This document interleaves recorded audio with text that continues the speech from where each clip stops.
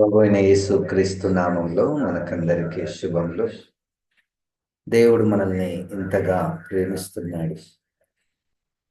మన పట్ల దీర్ఘశాంతము, సహనము, ఓర్పు కలిగి ఉన్నాడు.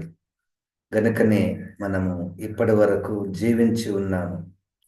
మనము ఆయన సారూప్యంలోనికి మార్చబడుటకు ఆయన అనేక అవకాశాలను మనకు అనుగ్రహిస్తున్నాడు. మన జీవితంలో మరొక దినాన్ని మనకు అనుగ్రహించాడు. నిన్నటి కంటే ఈరోజు ఇంకా కొంచెము దగ్గరికి, ప్రభు దగ్గరికి వచ్చినట్లును, ఆయనను గూర్చినటువంటి విషయములను మనము తెలుసుకొని మనము జీవించినట్లును దేవుడు మనకు ఇట్టి జీవితాలను అనుగ్రహిస్తున్నాడు. రోమపత్రిక నుండి మనము ధ్యానములను మనం చేసుకొనుచున్నాము. రోమపత్రికలో దేవుడు ప్రేమ, దేవుని ప్రేమ, లోకాన్ని దేవుడు ఎంతగానో ప్రేమించాడు. అయితే ఆయన యొక్క ప్రేమలో ఒక్కొక్క గుంపునకు ఒక్కొక్క విశిష్టమైనటువంటి ప్రేమ. మొట్టమొదటిగా ఇశ్రాయేలీలను ఆయన ఎన్నుకున్నాడు. అది కూడా చాలా స్పష్టంగా వ్రాయబడినటువంటి విషయం ఏమిటంటే, మీ నీతిని బట్టి లేదా మీ మంచితనమును బట్టి నేను మిమ్మల్ని ఎన్నుకొనలేదు. యెహెజ్కేలు గ్రంథము 16వ అధ్యాయంలో మనము ఈ ఇశ్రాయేలీయుల యొక్క పుట్టుక స్థలము కనాను, అంటే విగ్రహారాధనలు చేస్తున్నటువంటి స్థలంలో పుట్టినటువంటి వారు. ఇశ్రాయేలీయుల యొక్క తల్లిదండ్రులు అమోరీయులు, హిత్తీయులు. అట్టి వాటి నుండి నేను మిమ్మల్ని పిలిచాను, ఏర్పాటు చేసుకున్నాను. అది దేవుని యొక్క ప్రేమ. రోమా పత్రికలో ఇశ్రాయేళ్ల పట్ల దేవునికి ఉన్నటువంటి ప్రేమను మనము ఒకవైపు చూస్తూ, మన పట్ల అంటే మనం ఒకప్పుడు అన్యులుగా ఉన్నాము, ఇప్పుడు దేవుని ప్రజలుగా మారాము. ఇశ్రాయేలు కూడా దేవుని ప్రజలే, మనము కూడా దేవుని ప్రజలమే. అయితే ఇశ్రాయేలీయులు దేవుని ప్రజలుగా, జనముగా, ప్రత్యేక జనముగా మారిన తరువాత ప్రభువు తన ప్రేమను వారికి మరలా గుర్తు చేస్తున్నాడు. ఎప్పుడు ప్రేమను గుర్తు చేయవలసి వస్తుంది అంటే, వారు నడవవలసినటువంటి త్రోవలో ఆగిపోయినప్పుడు, లేకపోతే తప్పిపోయినప్పుడు తన ప్రేమను తిరిగి వారికి గుర్తు చేస్తున్నాడు. అట్లే మనము క్రీస్తు జనముగా, క్రీస్తు బిడ్డలముగా మనం జీవిస్తున్నాము, విశ్వాస యాత్రలో నడుస్తున్నాము. ఒకవేళ దేవుని యొక్క ఆజ్ఞలను మీరి మనము జీవిస్తున్నట్లయితే దేవుడు తన ప్రేమను మరలా మనకు గుర్తు చేస్తున్నాడు. 2వ అధ్యాయంలో రోమా పత్రికలో స్పష్టంగా ఇది కేవలము ఇశ్రాయేలును గూర్చియే ఆయన రాస్తూ ఉన్నాడు. 2వ అధ్యాయము 18వ వచనంలో దేవుని యొక్క ప్రేమ, ఆయన చిత్తమెరిగి ధర్మశాస్త్రమందు ఉపదేశము పొందిన వాడవై శ్రేష్టమైన వాటిని మెచ్చుకొనుచున్నావు కావా. ఆయన చిత్తము ఎరిగి, ఇశ్రాయేల్ అందరికీ దేవుని చిత్తం ఏమిటో తెలుసు. ఎట్లా తెలుసు? దేవుడు బయలుపరిస్తేనే తెలుస్తుంది. దేవుడు తాను ఏర్పాటు చేసుకున్నటువంటి జనములకు తన చిత్తమును బయలుపరిచాడు. దేవునికి స్తోత్రం, హల్లెలూయా. తాను సృష్టించినటువంటి ప్రజల పట్ల తన చిత్తం ఏమిటో, చిత్తము అన్న పదానికి ఆయన యొక్క ఇష్టము అని కూడా అనొచ్చు. ఆయన యొక్క మీ పట్ల నాకున్నటువంటి ప్రణాళికలు, మీరు వ్యక్తిగతంగా నడవవలసినటువంటి చిత్తము, కుటుంబముగా నడవవలసినటువంటి ఆ త్రోవలు, సమాజముగా లేకపోతే దేశముగా మీరు ఉండవలసినటువంటి స్థితిని నేను మీకు ముందుగానే బయలుపరిచాను. దేవునికి స్తోత్రం, హల్లెలూయా. ఇది పాయింట్ ఈరోజు. దేవుడు తన ప్రజలను, ఇశ్రాయేలును ఎట్లా ప్రేమించాడు, ఎట్లా ప్రేమిస్తున్నాడంటే తన చిత్తమును, తన ఇష్టమును, తన ప్రణాళికలను, తన ఉద్దేశములను వారికి బయలుపరుచుట ద్వారా. ఒక్కసారి కాదు, నానా విధములుగా అనేక మారులు తన ప్రవక్తల ద్వారా, యాజకుల ద్వారా, రాజుల ద్వారా, పితరుల ద్వారా వారికి మరలా మరలా మరలా మరలా గుర్తు చేస్తున్నాడు. తన చిత్తమును వారికి బయలుపరుస్తున్నాడు. అది దేవుని యొక్క ప్రేమ. చూడండి, మనము ఒక వ్యక్తి నుండి ఏదైనా ఒకటి చేయాలని ఆశించినప్పుడు నీ అంతకు నువ్వే చేయాలి అని అనకుండా, ఇదిగో నా చిత్తము, నా ఇష్టము, నువ్వు ఈ పని ఈ విధముగా చేయాలి అని ముందుగానే చెప్పడం. ఒక్కసారి కాదు, అనేక సార్లు ముందుగానే చెప్పడం. ఎందుకు?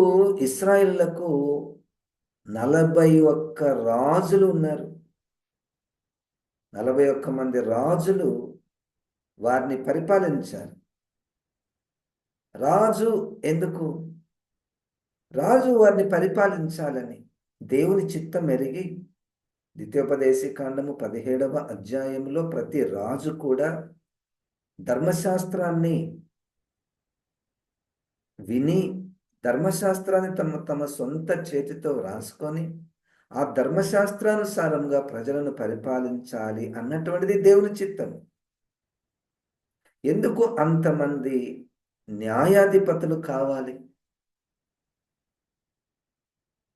అది దేవుని చిత్తము, అది దేవుని ఇష్టము, అది దేవుని యొక్క ప్రణాళిక.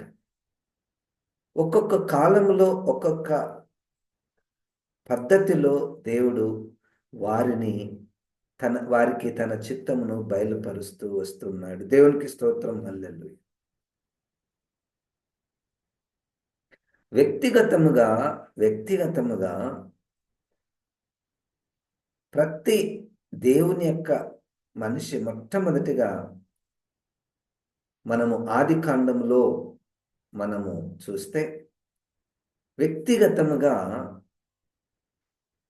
సబ్బాతు దినమును, 7వ దినమును, విశ్రాంతి దినమును, పరిశుద్ధ దినమును వ్యక్తిగతముగా ఆచరించవలెను.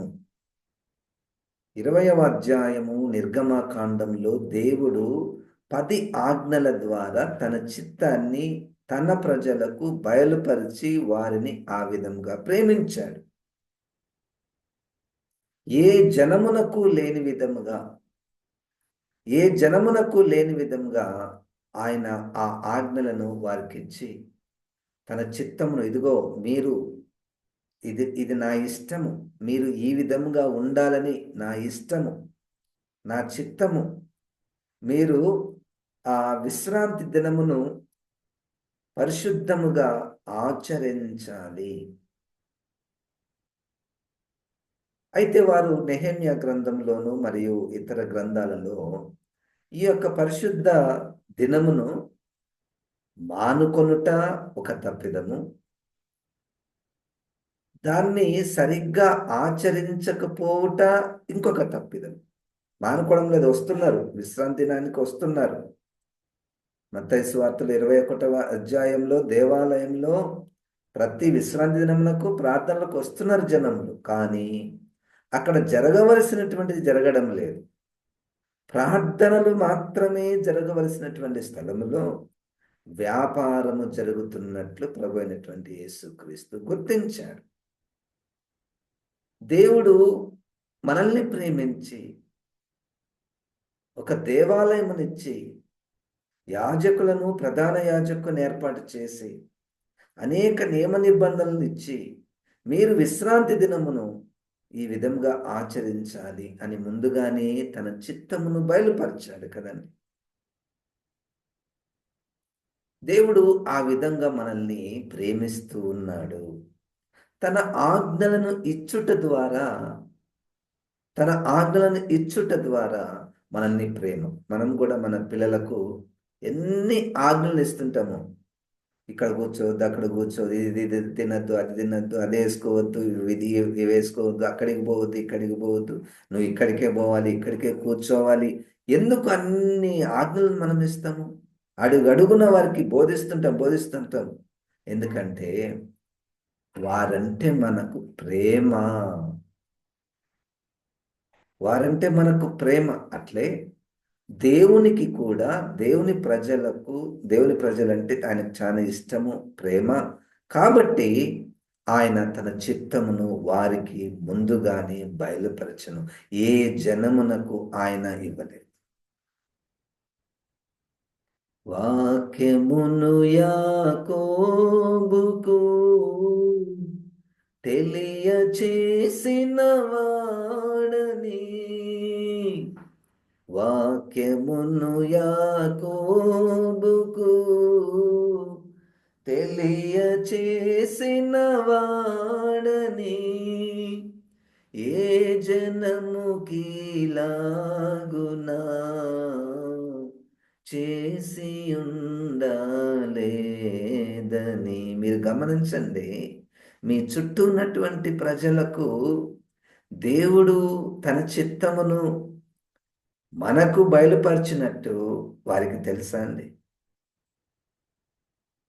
ఎంత దేవుని యొక్క ఆజ్ఞలు, చిత్తము, ప్రణాళికలు, ఆయన ఇష్టాలు పరిశుద్ధ గ్రంథములో ఆయన మనకు బయలుపరిచాడు. దేవునికి స్తోత్రం. ఇశ్రాయేలులారా, అసలు మీకు బయలుపరిచినటువంటి ఆ ధర్మశాస్త్రము,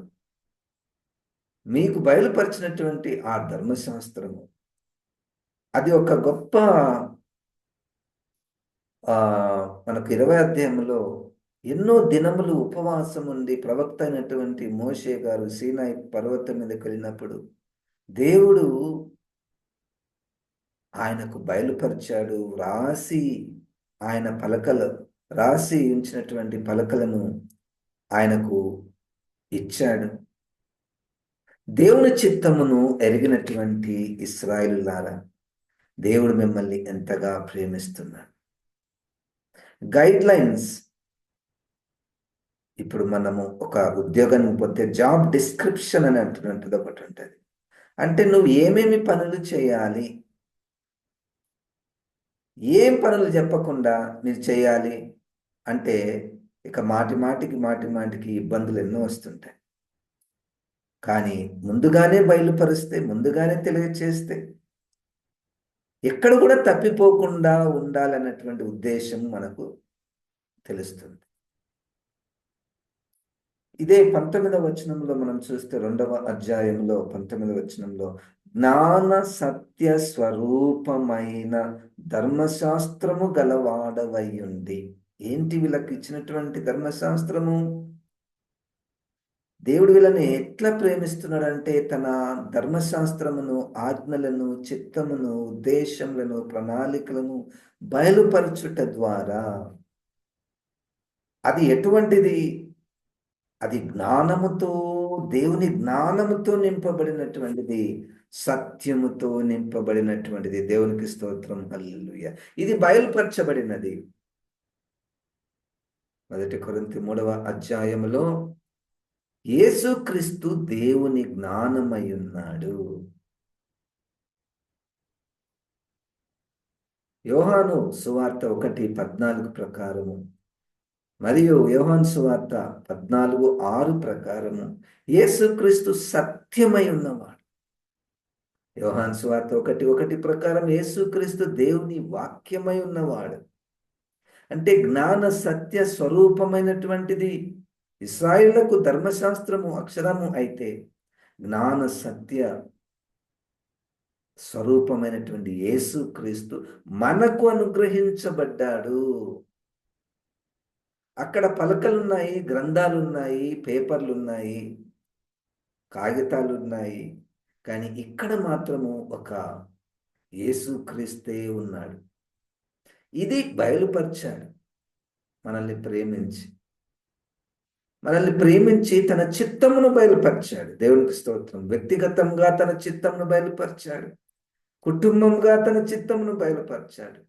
సమాజముగా, సంఘముగా తన చిత్తమును బయలుపరిచాడు. దేవునికి స్తోత్రం, హల్లెలూయా.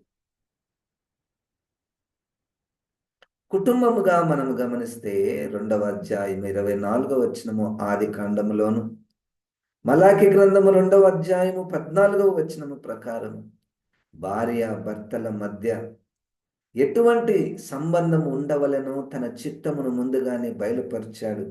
తన ప్రణాళికను, తన ఉద్దేశమును బయలుపరిచాడు.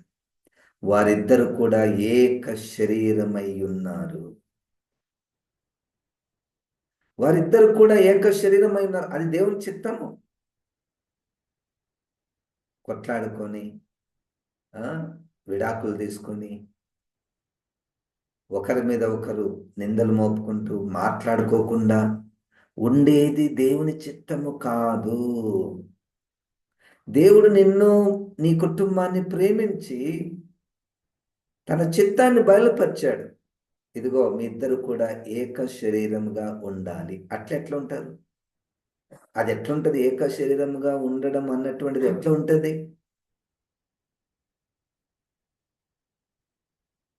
అది మనకు ప్రసంగిలో మనకు కనపడుతుంది. 4వ అధ్యాయంలో ఇద్దరు కలిసి ఉంటే ఉన్నటువంటి లాభాలు.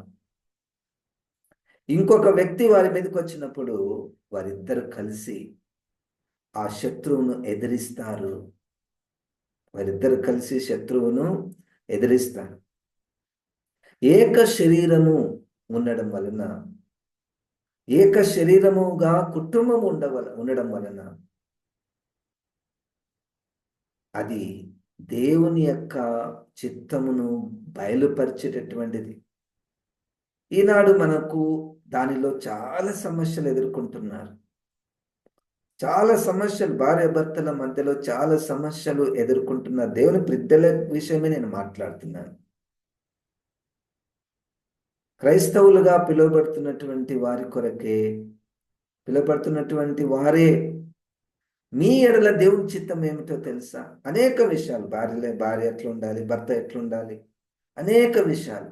కానీ మొత్తానికి ఒకటే, ఎప్పటికైనా భార్యాభర్తలు ఏక శరీరముగా ఉండాలి. ఒకరికి ఏదన్నా అయితే ఇంకొకరు ఆటోమేటిక్గా ప్రతిస్పందిస్తారు కదండి. ఏక శరీరం, ఈ రెండు చేతులు నా ఒకటే శరీరంలో భాగమై ఉన్నాయి. ఈ రెండు చేతులు ఒకటే శరీరంలో భాగం ఉన్నాయి. ఈ చెయ్యికి ఏదైనా నొప్పి తగిలింది అనుకోండి, వెంటనే ఈ చెయ్యి వచ్చి ఈ వేలుని పట్టుకుంటుంది. ఈ శరీరానికి ఏమైనా కానీ అన్ని ప్రతిస్పందిస్తాయి. అట్లే భార్య భర్తల మధ్య అటువంటి ఆ సంబంధము ఉండవలనని అది దేవుని చిత్తమై ఉన్నది. దేవునికి స్తోత్రం, హల్లెలూయా. నేను ఒక్కొక్కటే చెప్తున్నానండి, ఇక ఎన్నో ఎన్నో గనక ఇది దేవుని చిత్తము, నీ పట్ల దేవుని చిత్తము. నీ వ్యక్తిగతముగా 22వ అధ్యాయము 37వ వచనములో, మత్తయి సువార్తలో, నీ దేవుడైన యెహోవాను పూర్ణ మనసుతో, పూర్ణ హృదయంతో, పూర్ణ బలముతో ప్రేమింపవలను, మరియు నీ పొరుగు వారిని ప్రేమించవలను. ఇది ధర్మశాస్త్రానుసారము. ఇది సారం, ధర్మశాస్త్రం అంతా సారం. వ్యక్తిగతంగా మనము దేవుణ్ణి పూర్ణ హృదయముతో, బలముతో, మనస్సుతో ఆయనను ప్రేమించుట, అది వ్యక్తిగతం. కుటుంబంగా ఏక శరీరముగా ఉండుట, సమాజముగా, సంఘముగా, దేశముగా. ఇశ్రాయేలీలు ఇదే 2వ అధ్యాయంలో మనం చూస్తే, గ్రుడ్డి వారికి నేను త్రోవ చూపుతాను అని వస్తున్నారు వీళ్ళు. మేము చీకట్లో ఉన్నటువంటి వారికి వెలుగునిస్తాము అని వీళ్ళు ముందుకు వస్తున్నారు. గనుక సమాజముగా లోకానికి వెలుగై ఉండవలసినటువంటి జనము నా ప్రజలు లోకానికి వెలుగై ఉండాలి అన్నటువంటిది నా చిత్తము, నా ఇష్టము, నా ప్రణాళిక అని దేవుడు వారికి ముందుగానే బయలుపరిచాడు. ఈ విధంగా దేవుడు వారిని ప్రేమిస్తున్నాడు. వారికి బోధించుట ద్వారా, చెప్పుట ద్వారా, గద్దించుట ద్వారా తన చిత్తమును ముందుగానే ఆయన బయలుపరుస్తున్నాడు.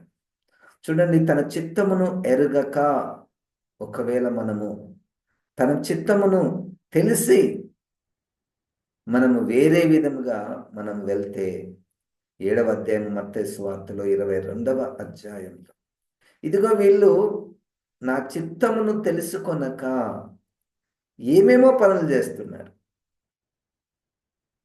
దయ్యాలను వెళ్ళగొట్టుట దేవుని చిత్తమా? దేవుని చిత్తమా దయ్యాలను వెళ్ళగొట్టుట? నీ పట్ల ఏమై ఉన్నది?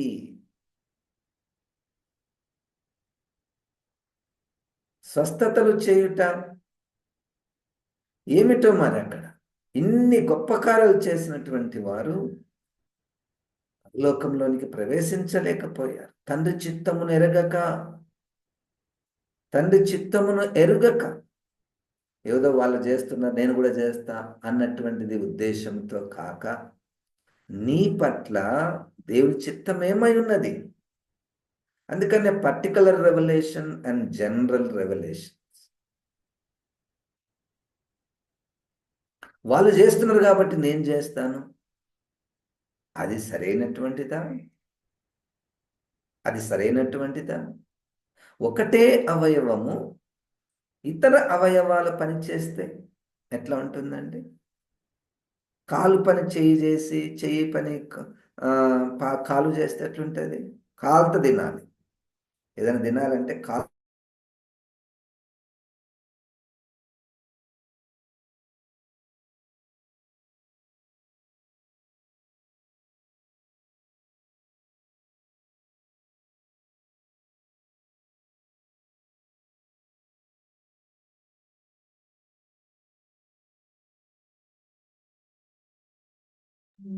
తన చిత్తమును ఆయన మరలా మనకు బోధిస్తూ ఉన్నాడు, మనకు తెలుపుతూ ఉన్నాడు.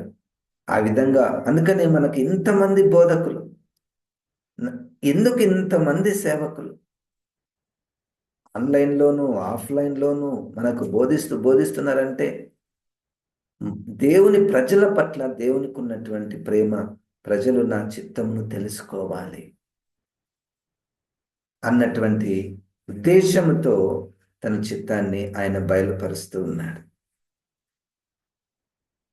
సమాజముగా ఉన్నప్పుడు ఇది యేసుక్రీస్తు శరీరము సంఘముగా ఉన్నది కాబట్టి, సంఘములో తనకు ఉన్నటువంటి తను చేయగలిగినటువంటి తనకు అప్పగించినటువంటి పనిని చేయాలని దేవుని చిత్తమైనది. చెయ్యి ఒక పని, కన్ను ఒక పని, చెవి ఒక పని, కాలు ఒక పని, ఇవన్నీ ఒక్కొక్క వ్యక్తి దేవుడు తన పట్లకున్నటువంటి చిత్తం ఏమిటో ఎరిగి తాను పని చేస్తే సంఘమునకు క్షేమము, సంఘమునకు క్షేమము. అప్పుడు ఏమవుతుందంటే ఎవరినో చూచి సరే ఆ వ్యక్తి ఆ విధంగా చేస్తున్నాడు నేను కూడా అది చేస్తాను అని అనుకోకూడదు. నీకు దేవుడు ఏ తలాంతి ఇచ్చాడో, ఏ విషయంలో శక్తిని అనుగ్రహించాడో, ఏ విషయంలో పిలుపునిచ్చాడో, అభిషేకించాడో, బలపరిచాడో, దాన్ని బట్టి నువ్వు సంఘములో, సమాజములో, దేశములో, దేవుని ప్రజలలో నువ్వు ప్రవర్తించాలన్నటువంటిది దేవుని యొక్క చిత్తమై ఉన్నది. అప్పుడు ఏమవుతుందంటే నువ్వు చేస్తున్నటువంటి పనిని నేను ఆశించను. నేను చేస్తున్నటువంటి పనిని నువ్వు ఆశించవు. నేను అంటే ఒక పనికి పిలువబడినటువంటి గుంపు.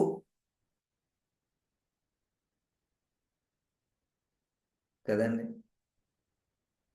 దేవుడు ఒక్కొక్కరికి తన కృప చొప్పున, విశ్వాసము చొప్పున ఆయన కృప వరములను దయచేశాడు. దేవునికి స్తోత్రం. అది ఏంటిది నీది?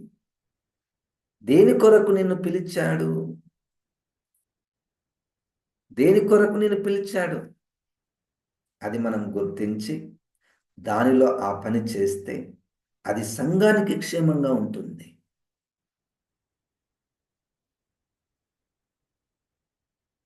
డాక్టర్కి డాక్టర్ చేతిలో కషాయవాణి కత్తి పెడితే ఎట్లుంటుంది? కషాయవాణి చేతిలో స్టెథోస్కోప్ పెడితే ఎట్లుంటుంది? కషాయవానికి ఇంజక్షన్ ఇచ్చి ఇప్పటి నుంచి నువ్వు ఇంజక్షన్స్ ఇవ్వమంటే ఎట్లుంటుంది? సంఘములో పాత్రలు తారుమారవుతే ఎంత డ్యామేజ్ అవుతుందండి? ఎంత డ్యామేజ్ అయిపోతుంది? ఎంత చెడిపోతుంది?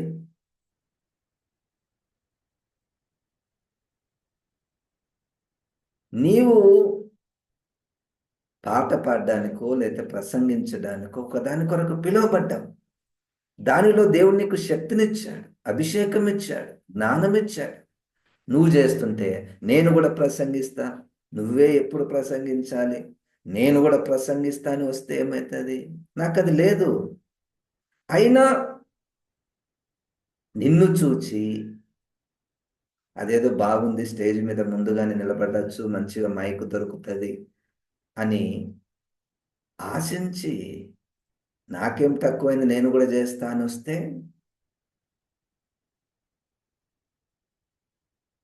నువ్వు ఇంకొక దానికి ఉన్నావు. నువ్వు పాట పాడడానికి ఉన్నావో, పరిపాలన చేయడానికి ఉన్నావో, ఆ అన్న స్త్రీ వలె ఉపవాసం ఉండి ప్రార్థనలు చేయడానికి ఉన్నావో, దేనికున్నావో అది నీకే తెలియను. దేనికున్నావు? నీ పిలుపు ఏంటి కదండి. దేవుడు మనల్ని ఏ విధంగా ప్రేమిస్తున్నాడంటే తన చిత్తమును బయలుపరచుట ద్వారా, నా చిత్తము సంఘము పట్ల, నా చిత్తము అన్ని అవయవములు వాటి వాటి పని చేస్తే సంఘము క్రమముగా క్షేమముగా క్రీస్తు సారూప్యములోనికి, క్రీస్తుకు కలిగినటువంటి సంపూర్ణతలోనికి ఎదుగుతుంది.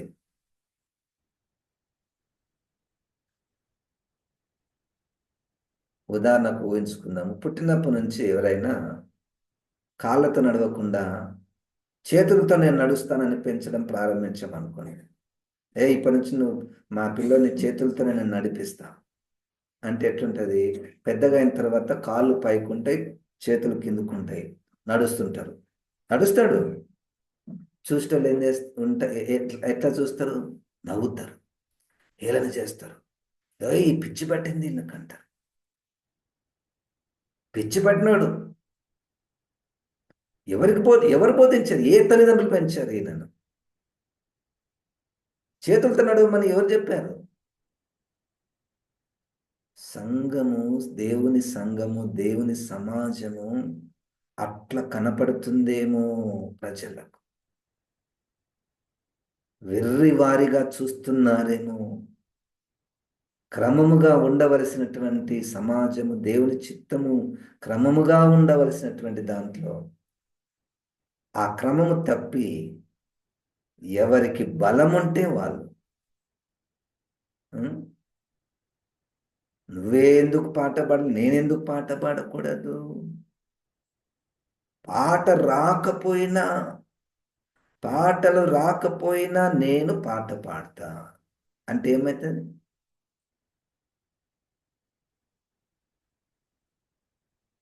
కాళ్ళకు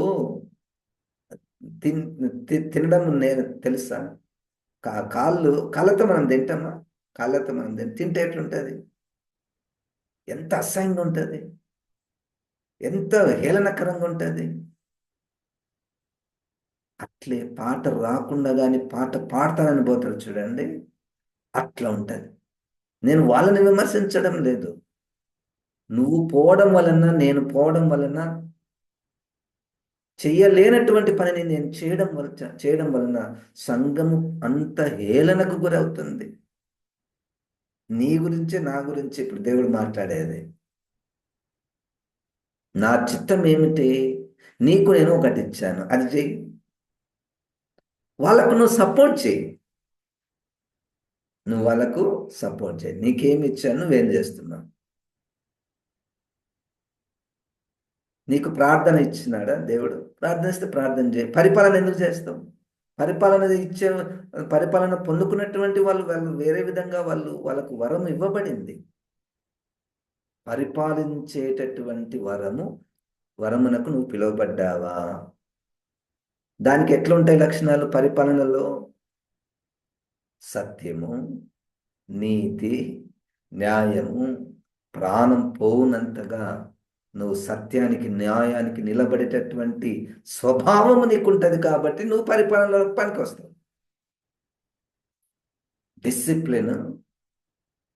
డిసిప్లిన్, వాక్య జ్ఞానము, పరిపాలనకు పనికి వస్తావు.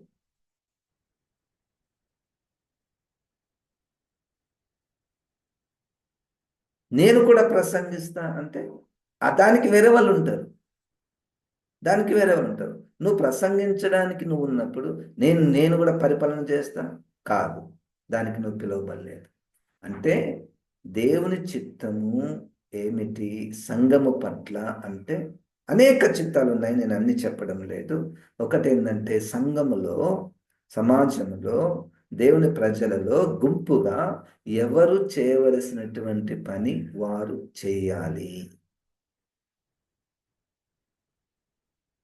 అన్ఫార్చునేట్లీ మనం ఒక సిస్టమ్ని ఏర్పాటు చేసుకున్నాం. ఇట్లా కొట్లాడుతున్నారని ఏం చేస్తాం తెలుసా అండి? ఇట్లా కొట్లాడుతున్నారు, పాట రాకపోయినా పాట పాడతారు, బోధించకపోయినా బోధిస్తుంటారు, పరిపాలన చేయకపోయినా పరిపాలన చేస్తుంటారు. ఇప్పుడు నేను ప్రసంగిస్తా, నువ్వు పాట పాడతావు. నేనేమంటా, నేను కూడా పాట పాడతా అంట. నువ్వేమంటావు, నేను కూడా ప్రసంగిస్తా అంటావు. అప్పుడు మనం ఏం సిస్టమ్ ఏర్పాటు చేసుకున్నామంటే, సరే ఈ సంవత్సరము నేను ప్రసంగిస్తా, నువ్వు పాట పాడు. నెక్స్ట్ సంవత్సరము నేను పాట పాడతా, నువ్వు ప్రసంగించు.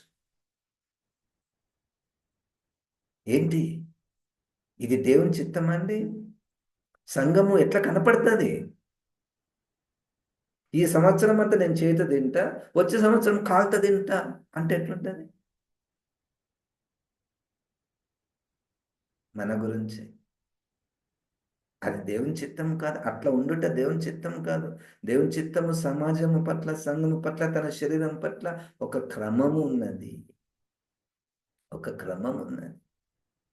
ఆ క్రమములో నేనున్నానా? గుర్తుంచుకో. నీ గుర్తుపట్టు. నువ్వు ఎక్కడ ఉండవాలనో, నువ్వు నీ నీ నీ నీ నీ నీ అవయవం ఏంటి? చెయ్య, కాల, నాలుకన, కన్న, చెవియ? ఎవరి పని వాళ్ళు చేద్దాం. ఒక పని చేస్తున్నప్పుడు అన్ని అవయవాలు ఎట్లా సపోర్ట్ చేస్తాయి? అట్లా సపోర్టింగ్గా ఉండాలి. కానీ మొత్తానికి నువ్వు పనికిరావు, నీ చెయ్య పనికిరాదు, నేను కాలు నేను చేస్తా అన్నట్టుగా ఉండకూడదు. ఇతర అవయవాల సపోర్ట్ 100% అవసరం. పాట పాడేవారికి మనము అందరూ సపోర్ట్ ఇవ్వాలి. అందరూ సపోర్ట్ ఇస్తే ఆ పాట పాడే వ్యక్తులైతే, పరిపాలన చేసే వ్యక్తి, పరిచర్య చేసే వ్యక్తికి వారికి సపోర్టింగ్గా ఉంటుంది. దేవుడు ఆ విధంగా మనల్ని ప్రేమించి తన చిత్తమును బయలుపరిచాడు. దానిలో ఈ 2వ అధ్యాయము వారు తప్పిపోయినందుకే వాళ్ళకి మరలా గుర్తు చేస్తున్నాడు. అయ్యా, నిన్ను ఎంతగా ప్రేమించి, ఎంతగా చెప్పాను, ఎంతగా నా ఇష్టం ఇదయ్యా నీకు అని నీకు చెప్పాను. వ్యక్తిగతంగా నువ్వు ఇట్లా ఉండాలని చెప్పాను, కుటుంబంగా ఇట్లా ఉండాలని చెప్పాను, సంఘముగా ఇట్లా ఉండాలని చెప్పాను, అయినా తప్పిపోతున్నావు అనే ఉద్దేశంతో రోమపత్రిక 2వ అధ్యాయము రాయబడింది. దేవుని ప్రేమ మరలా గుర్తు చేస్తున్నాడు. కాబట్టి ఆయన ప్రేమను గుర్తిద్దాము, ఆయన ఇష్ట ప్రకారంగా మనము ప్రవర్తిద్దాము. పరిశుద్ధాత్మ తండ్రి, వాక్యమైన దేవ, ఈ వాక్యమైన ప్రభ నాలో మాలో ఫలింపచేయమని యేసు నామమున ప్రార్థిస్తున్నాము తండ్రి. ఆమెన్. ఇప్పుడు మన పరమ తండ్రి అయిన దేవుని యొక్క ప్రేమ, ప్రభువైన యేసుక్రీస్తు యొక్క కృప, పరిశుద్ధాత్మ దేవుని యొక్క సహవాసం మనకందరికీ సదాకాలము తోడై ఉండును గాక. ఆమెన్. దేవుడు మనం దీవించునుగా.